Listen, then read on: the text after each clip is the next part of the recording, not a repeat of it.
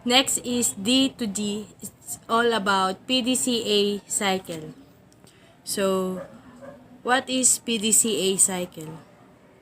PDCA cycle is a four-step technique that is used for problem solving in business. It is a continuous loop of planning, doing, checking, and acting.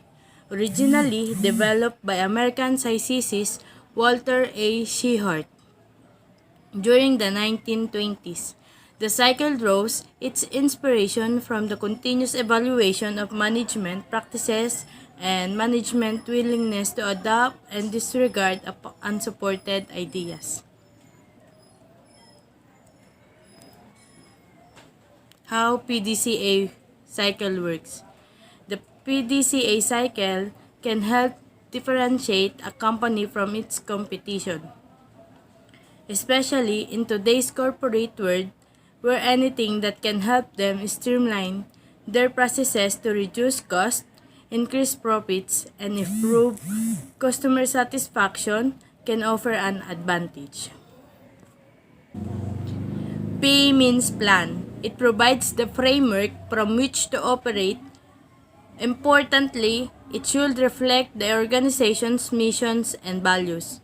It should also map the project's goal and clearly indicate the best way to meet them.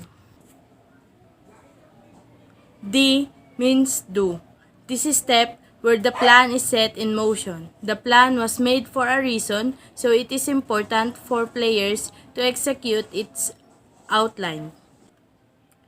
This stage can be broken down into three sub-segments, including training of all personnel involved in the project, the actual process of doing the work, and recording insights or data for the future evaluation.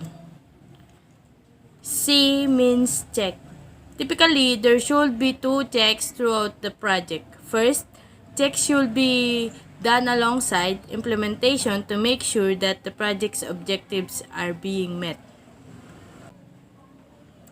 Second, a more comprehensive review of the project should be done upon completion to allow for successes and failures to be addressed, and for the future adjustments to be made. And the last one is A means act.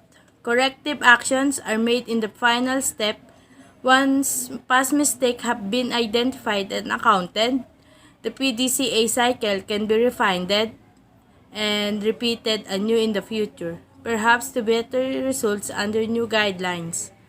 So that's the meaning of the PDCA cycle. Benefits of PDCA cycle. Companies looking to enhance their internal and external processes often deploy the PDCA methodology to minimize errors and maximize outcomes. Once put into effect, companies can repeat the PDCA cycle and make it a constant in their organization as something of a standard operating procedure.